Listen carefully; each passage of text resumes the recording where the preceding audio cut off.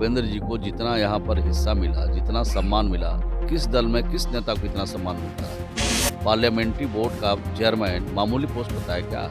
30 साल से एमएलए हैं और 30 साल एमएलए रहने पर जितना सम्मान उनको मिला है, हमको कहाँ मिला है? पर आप पे आरोप भी लगा रहे हैं कि सत्ता का सुख भोगने के लिए कुछ लोग हैं जो साथ रहते हैं। हम लोग सत्ता के सुख नहीं है भोगने वाले, हम लोग दुख के साथ ही हैं। ये दल रहेगा जब तक मेरी ज़िंदगी रहेगी, इसी दल में हम लोग रहेंगे, काम करेंगे और जो हम लोगों का कमिटमेंट है बिहार की जनता के साथ एक एक करके पूरा करेंगे। वो कहाँ जाना चाहते हैं, कहाँ रहना चाहते हैं, क्या करना चाहते हैं, उनका क्या सोच है, उनका क्या मिशन है, वो जाने।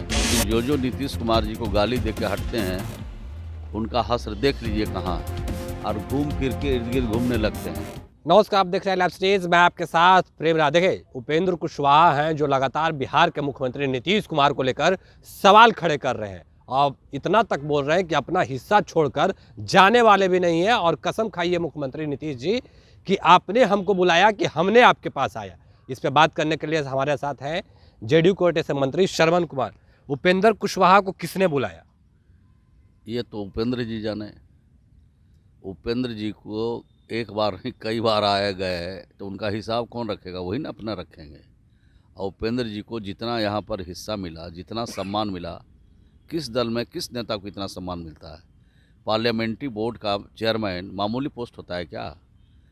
राज्यसभा का में जाना मामूली पद होता है क्या? काउंसिल का मेंबर बनना मामूली पद होता है क्या?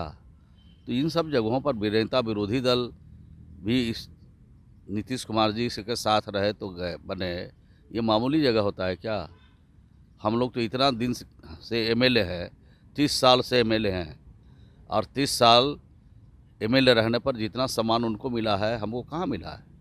पर आप पे आरोप भी लगा रहे हैं कि सत्ता का सुख भोगने के लिए कुछ लोग हैं जो साथ रहते हैं। हम लोग सत्ता के सुख नहीं है भोगने वाले, हम लोग दुख के साथ ही हैं और जब दुख में रहे हैं तो सुख में भी हैं और जब तक ये दल रहेगा, जब तक मेरी ज़िंदगी रहेगी, इसी दल में हम लोग रहेंगे, काम करेंगे और जो हम लोगों का कमिटमेंट है बिहार की जनता के साथ एक एक करके पूरा करेंगे और नीतीश कुमार जी के जो सपने हैं उसको भी हम लोगों ने पूरा करेंगे। तो इस तरीके से जो उपेंद्र कुशवाहा बयान दे रहे हैं, क्या लग रहा है किसी और दल में जाने का उनका मन है? अब तो उनसे पूछिए कि वो कहाँ जाना चाहते हैं, कहाँ रहना चाहते हैं, क्या करना चाहते हैं, उनका क्या सोच है, उनका क्या मिशन है, वो जाने, वही ना बता सकते हैं। हम लोग क्या जानते हैं?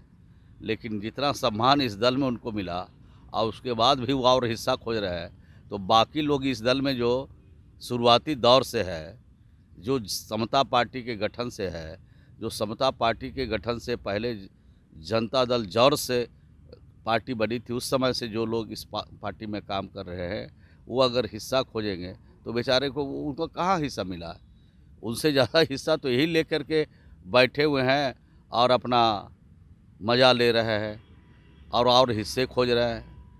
इससे ज़्यादा सम्मान और क्या मिल सकता है राजनीति में? पर उपेंद्र कुशवाहा तो पार्टी को मजबूत करने की बात कर रहे हैं मुख्यमंत्री जी हमसे बात कीजिए, पार्टी लगातार कमजोर हो रहा है। हम आपको बताएंगे किस तरीके से कमजोर हो रहा है। नहीं, पार्टी को उनको कमज़ोर करने मदद करने की ज़रूरत नहीं है।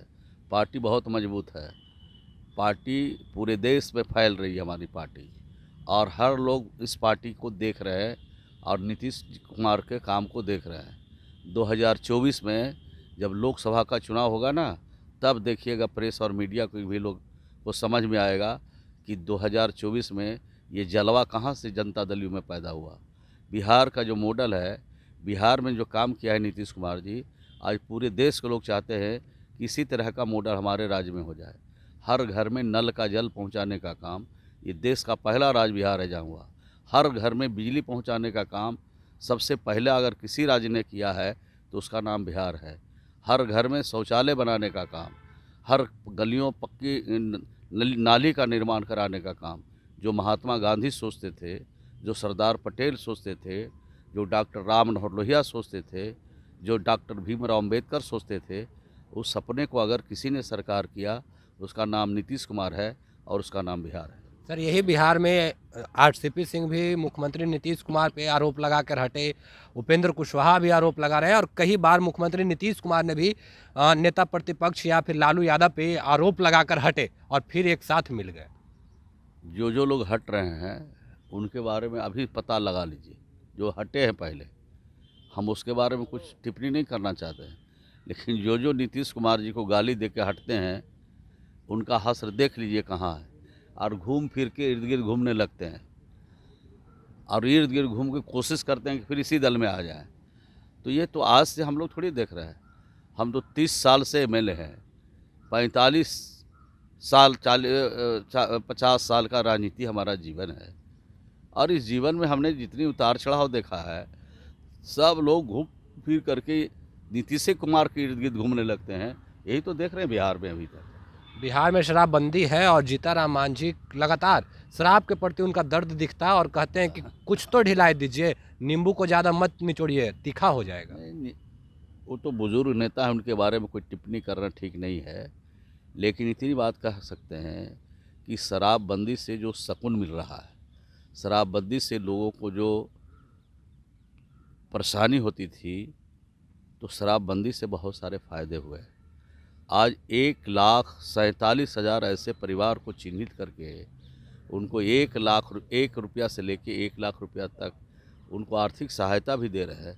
सतत जीविकोपार्जन योजना में उनको रोज़गार से जोड़ रहे हैं और वैकल्पिक रोज़गार छोड़ के दूसरे रोज़गार करने के लिए उनको प्रोत्साहित कर रहे हैं, उनको पैसा दे रहे हैं। तो हर प्रकार से मदद करके वैसे जो गरीब लोग हैं, जो हाशिए पर खड़े थे, जो ताड़ी बेच करके, दारू बेच करके ज़िंदगी बसर करते थे, उनको अच्छा काम दे रहे हैं और उनके परिवार का जीवन स्तर बदल रहा है।